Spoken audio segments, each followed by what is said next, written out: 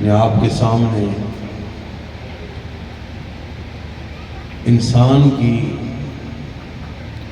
اور اللہ کریم کا اس انسان کو مخاطب کرنے کی جانب توجہ دلائی، اور میں آپ کی توجہ اس جانب دلاؤں گا جو اس آیت کریمہ میں اللہ رب العزت نے ہماری توجہ دلائی ہے۔ فرمایا کہ اے انسان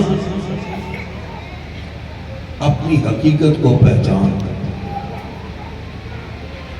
اے انسان اپنی حقیقت کو پہچان، تیری اصل کیا ہے اس کو پہچان، اور پہچان لے تو اپنے اندر اس کی صفت پیدا کر، پہچان کر اپنے اندر اس کی صفت پیدا کر۔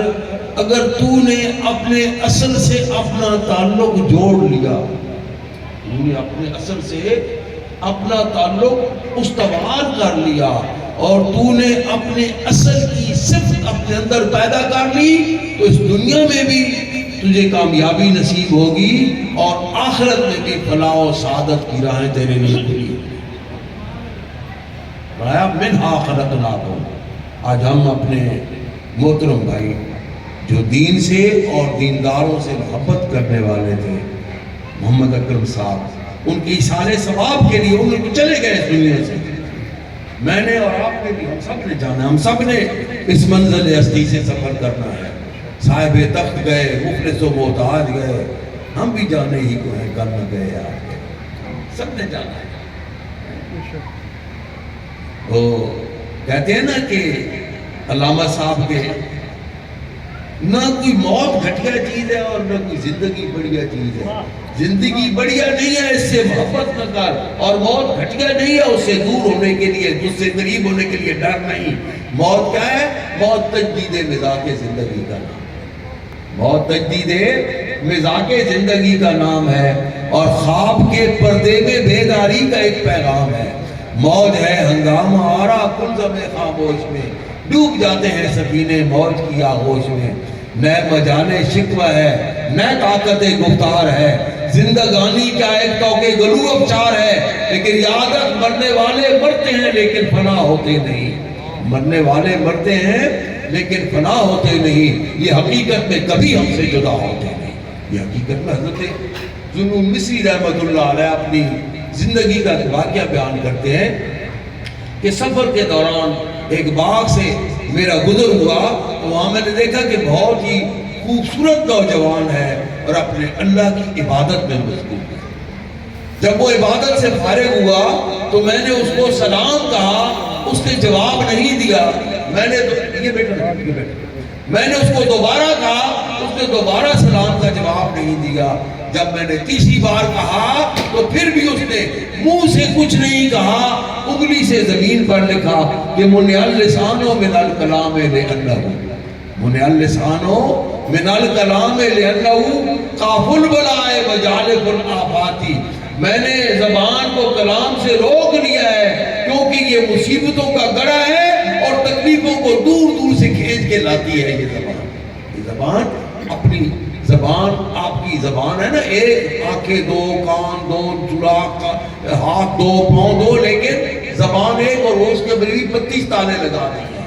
احتیاط سے بولا کر۔ حضرت ابوبکر صدیق رضی اللہ تعالیٰ عنہ اپنے دروازے کے سامنے بیٹھے ہوئے تھے، زبان کو انگلی سے پکڑا ہوا ہے، اوپر سے اس کو زبان کو مار رہے ہیں۔ عمر فاروق رضی اللہ تعالیٰ عنہ کا گزر ہوا، آپ نے پوچھا امیر المومنین یہ کیا عجیب حرکت فرما رہے ہیں؟ فرمایا عمر، ابو بکر کو جتنا بھی خسارہ ہوا، نقصان ہوا، وہ اسی زبان کی وجہ سے نقصان ہوا ہے، اس لیے اس کو سزا دے رہا ہوں۔ انہوں نے لکھا کہ منع اللسان من الکلام لأنہ کاف البلاء وجالب الآفات وإذا نطقت تکن لربک ذاکرا لا تنسہ واحفظ بالآیات۔ آپ فرماتے ہیں کہ پھر میں نے بھی زمین پر لکھا، میں نے بھی اس کے سامنے زمین پر لکھا کہ اے نوجوان، وما من کاتب الا سیبلا ویبقی الدہر ما کتبت یداہ، بابل کا کوئی بھی لکھنے والا ایسا نہیں ہے جس نے ہمیشہ یہاں رہنا ہے دنیا میں.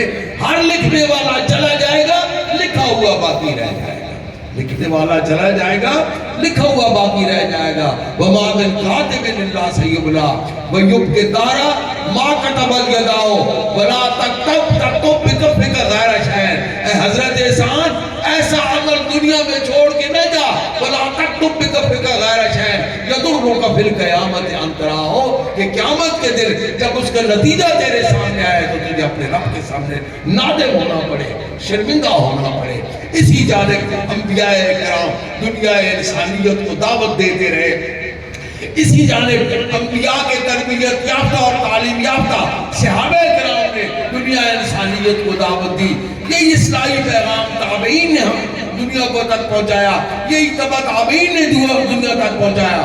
اور جب تک تبلیغ کا یہ سلسلہ حقیقت شناس لوگوں کے ہاتھ میں رہا تو یہی پیغام تھا جو سوا ہو کر ایک ہی یہ کلمہ راست تھا جو دنیا کو ہمیشہ بتلاتے رہے. لیکن جب یہ مسند یاد رکھے گا, جہاں بیٹھے ہیں نا, یہ مسند نبوت کی مسند ہے. نبی اب کسی نے نہیں آنا. پہلی امتوں میں ہمیشہ نبی اصلاح احوال فرمایا کرتے تھے, وہی تبلیغ فرمایا کرتے تھے. لیکن رسول اللہ صلی اللہ علیہ وسلم پر جب نبوت کا سلسلہ ختم ہوا تو آپ نے فرمایا علماء امتی کا انبیاء بنی اسرائیل, میری امت میں نبوت کا کام جاری ہے. یہ کام میری امت کے علماء کریں گے جو سابقہ امتوں میں انبیاء کرام فرمایا کرتے تھے. فرمایا کہ کام اب بھی جاری ہے. مَا مِن كَاتِبٍ إِلَّا سَيُبْلَى وَيُبْقِ الدَّارَ مَا كَتَبَتْ يَدَاهُ وَلَا تَكْتُبْ بِكَفِّكَ غَيْرَ شَيْءٍ يَضُرُّكَ فِي الْقِيَامَةِ أَن تَرَاهُ.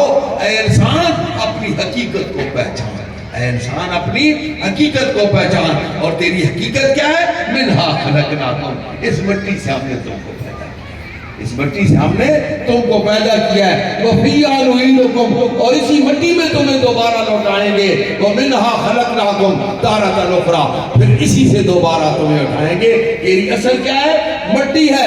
مٹی کی صفت اپنے اندر پیدا کر. اور مٹی کی صفت کیا ہے؟ أَفَلَا يَنْظُرُونَ إِلَى الْأَرْضِ كَيْفَ سُطِحَتْ. کیا وہ نہیں دیکھتے کہ کس طرح زمین کا فرش بچا دیا ہے تمہارے سامنے؟ تم اس پر دندناتے پھرتے ہو, تم اس پر زیادتیاں کرتے پھرتے ہو, تم اس پر ظلم روا رکھتے ہو.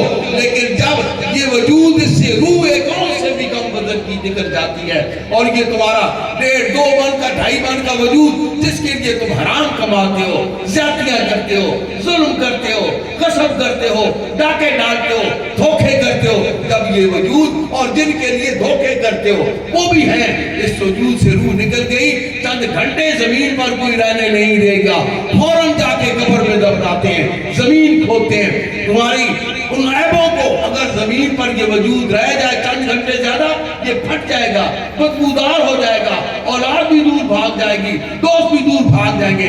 لیکن یہ زمین کی وسعت ہے کہ تمہارے تمام تب کرتوتوں سمیت تمہیں اپنے اندر پناہ دیتی ہے اور تمہارے عیبوں کی پردہ ڈال دیتی ہے, پردہ ڈال دیتی ہے. اس طرح تو بھی دوسروں کے عیبوں پر پردہ ڈالنے والا بن, تو دوسرے کے عیبوں پہ پردہ ڈال تاکہ تیرا مالک و خالق تیرے عیبوں پر پردہ ڈال.